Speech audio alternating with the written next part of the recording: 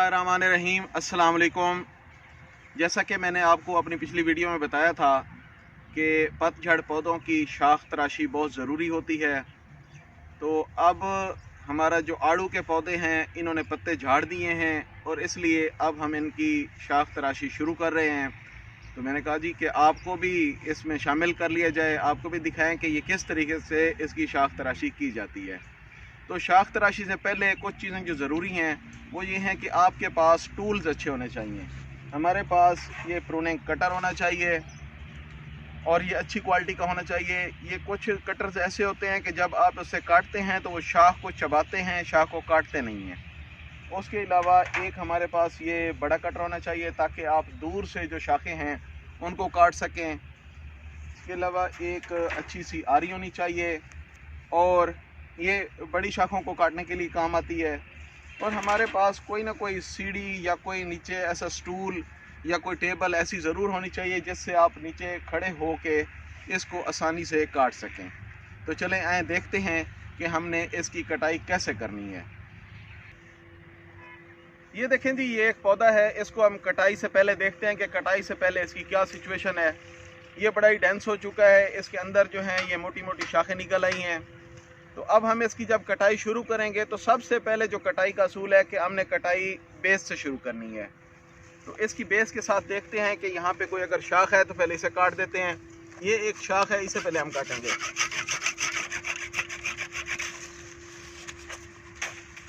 किसी भी प्लांट की प्रूनिंग करते वक्त हमें कुछ चीज़ों का ख्याल रखना चाहिए कि कौन सी शाखों को हमने काटना है। अब कुछ शाखें बहुत ज़रूरी होती हैं जिनको काटना। अब ये देखें कि एक शाख ये वाली और ये वाली आपस में बिल्कुल आपस में धंस गई हैं। इसकी अब कटाई अगर टाइमली हो जाती तो ये इसके अंदर न धंसती। अब इसने इसको ज़ख्मी कर दिया है, तो अब हम इस शाख की कटाई करेंगे। दूसरा, जो ब्रांचेस क्रॉस एंगल बना रही हों, मतलब है एक दूसरे के साथ क्रॉस एंगल हो, जिस तरह से ये देखें ये क्रॉस एंगल बन रहा है, तो ये कुछ अरसे के बाद ये आपस में रगड़ खाना शुरू कर देंगी। उससे ये दोनों ब्रांचेस डैमेज होंगी और यहाँ से फिर डिज़ीज़ की एंट्री का सिस्टम शुरू हो जाता है। पौधा इससे काफ़ी ज़्यादा कमज़ोर हो जाता है। तो अब हम इस शाख को काट देंगे।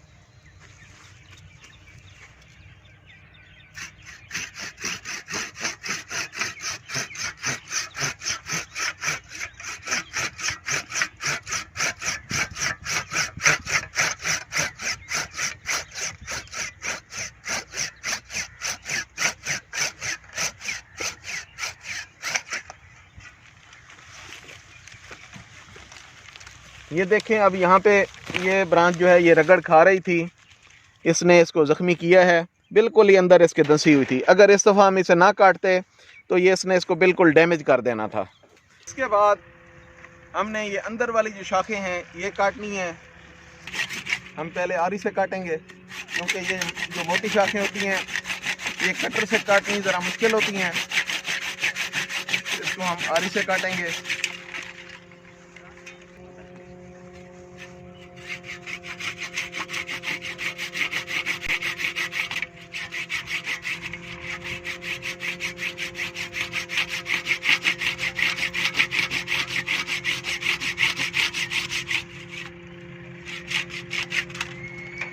अंदर हमने इसका एक विंडो बनानी है, रोशनदान बनाना है कि बाहर से जो लाइट है वो भी अंदर पहुंच सके और हवा की क्रॉसिंग भी अंदर से हो सके। अच्छा, ये अब अंदर वाली जो शाख है ये और ऊपर जा रही है, इसको हम काटेंगे।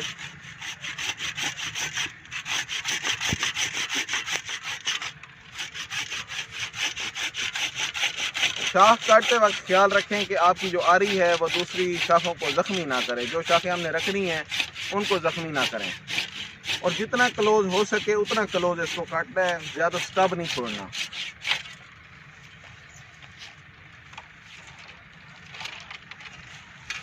अब ये एक बड़ी शाख है, इसको हम काटेंगे।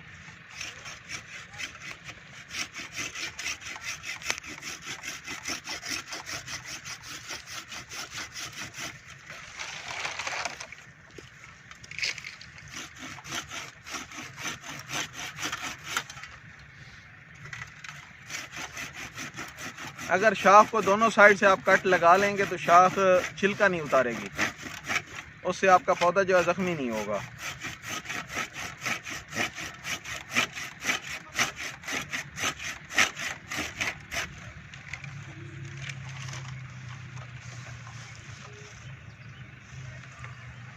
पहले आपने आरी वाली शाखें काटनी है, ऐसे ना हो कि आप ऊपर से कटाई शुरू कर दें, पहले ऊपर से काट लें फिर वही शाख नीचे से काटनी पड़े, तो उससे फिर डबल मेहनत लगती है। अंदर वाली शाखें जो हैं ये हम नीचे स्टेम को क्लियर करेंगे। जितना क्लोज हो सके इनको इतना क्लोज करके काटें, कोई जो स्टब है वो अंदर ना रहे। जितनी भी शाखों का अंदर की तरफ रुख होगा इनको हम काटेंगे।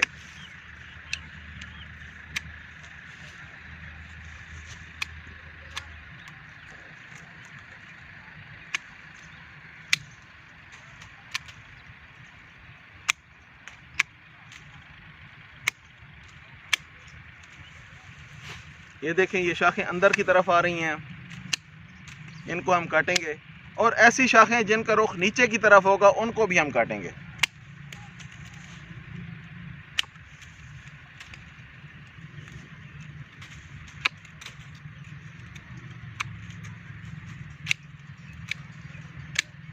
जब आपने कटाई करनी है तो कोशिश करें कि जो आपके टूल्स हैं वो सैनिटाइज हों।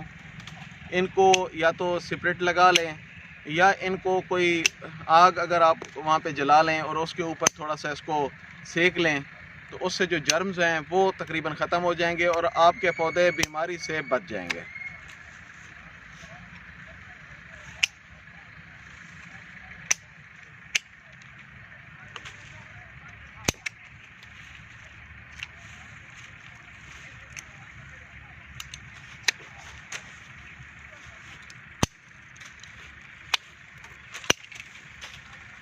अंदर आने वाली शाखों को और जो शाखें सीधी बिल्कुल ऊपर जा रही हैं इनको हम काटेंगे।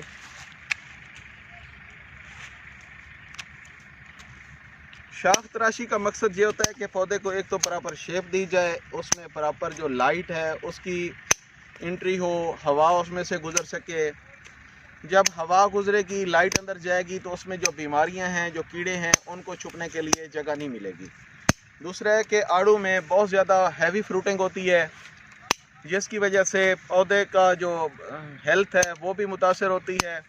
पौधा उस सारे फ्रूट को पकाने में कामयाब नहीं हो सकता, पौधे की टहनियाँ भी टूटती हैं और उसके अलावा जो फ्रूट की क्वालिटी होती है वो भी कम रहती है, फ्रूट का साइज़ छोटा रहता है।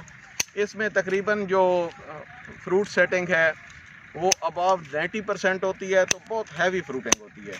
जितने हम नंबर ऑफ़ फ्रूट्स कम करेंगे, उसके जितने चांसेस कम करेंगे फ्रूट के निकलने के, उतने हमारे फ्रूट की क्वालिटी बेहतर होगी।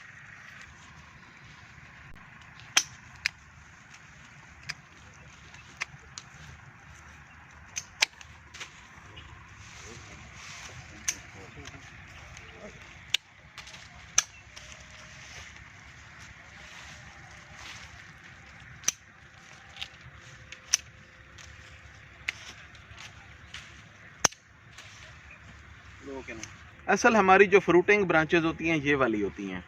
फ्रूटिंग हमेशा इन शाखों के ऊपर होती है जो पिछले सीज़न में निकली होती हैं, और अक्सर इनका जो अगर आप कलर देखेंगे तो ये ग्रीनिश सा कलर होगा या कहीं पे इसका कलर पिंकिश की तरफ जा रहा होगा। तो इसके ऊपर हमारा जो फ्रूट है इसके ऊपर आना है, तो इसका भी हम साइज़ कम करेंगे। ये यहाँ से अब इतनी सारी शाखें निकल रही हैं, तो हमने देखना है कि जिन शाखों का रुख अंदर की तरफ होगा उनको हम काटेंगे।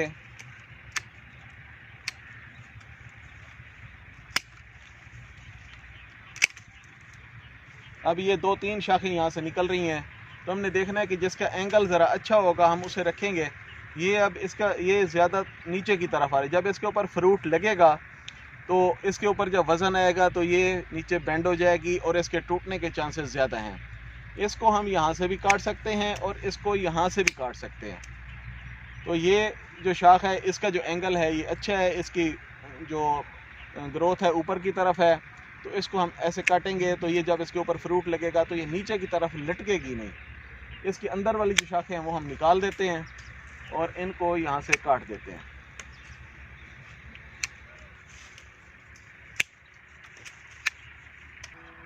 अब नीचे से प्रूनिंग मुकम्मल करने के बाद हम पौधे के ऊपर आ गए हैं। तो ये जैसे मैंने कहा था कि यहाँ पे आपको किसी टूल की ज़रूरत पड़ सकती है। ये हमने नीचे टेबल रखा हुआ है, तो इससे आपने इसकी जो पौधे की हाइट है उसको आप बराबर रखना है। पौधे की जो शेप है, उसकी जो हाइट है, उसको हम बराबर रखेंगे। जहाँ तक हमारा हाथ पहुँचेगा वहाँ तक हम इसको इस कटर से करेंगे, और जहाँ पे हम नहीं पहुँच सकेंगे इससे, वहाँ पे हम दूसरा जो बड़ा कटर मैंने दिखाया था आपको वो यूज़ करेंगे। तो ये जो शाखें दूर वाली होंगी इनको हम बड़े कटर से काट सकते हैं।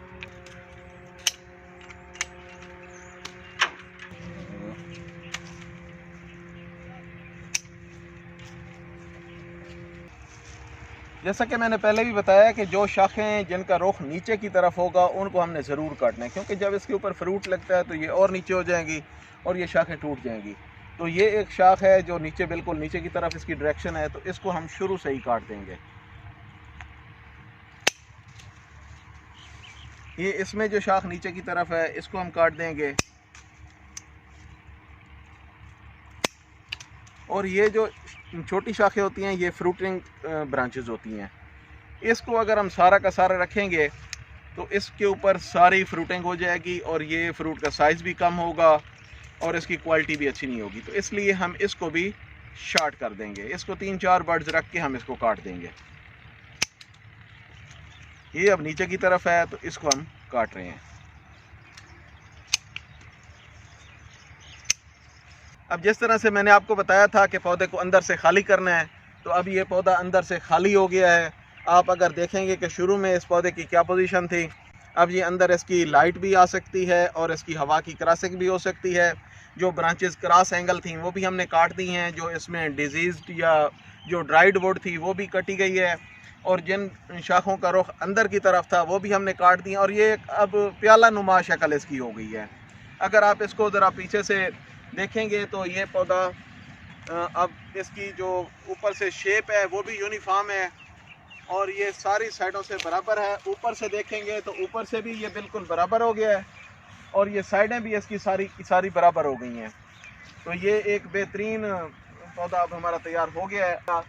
दूसरा, जब आपने इसकी कटाई कर लेनी है तो उसके बाद भी कुछ चीज़ों का ख्याल रखना है कि जहाँ पे बड़े कट्स हमने लगाए हैं, जहाँ पे हमने आरी का कट लगाया है, जहाँ पे आरी का कट लगेगा वहाँ पे बॉडी एक्सपेस्ट ज़रूर लगाना है। बॉडी एक्सपेस्ट बनाने का तरीका मैं अपनी अगली किसी आने वाली वीडियो में बता दूँगा। तो ये इसके ज़ख़म जो हैं वो हमने उससे बॉडी एक्सपेस्ट से सील करने हैं ताकि कोई डिजीज़ इसके अंदर दाखिल ना हो सके। उसके अलावा इसके ऊपर हमने कॉपर ऑक्सीक्लोराइड का स्प्रे भी करना है। जब पौधे की प्रूनिंग मुकम्मल हो जाए तो उसके ऊपर हम कॉपर ऑक्सीक्लोराइड का स्प्रे करेंगे। उम्मीद है कि आज की वीडियो में आपको अच्छी इन्फॉर्मेशन मिली होगी। अपने मेज़बान अकील फ़िरोज़ को इजाज़त दें। अल्लाह हाफ़िज़।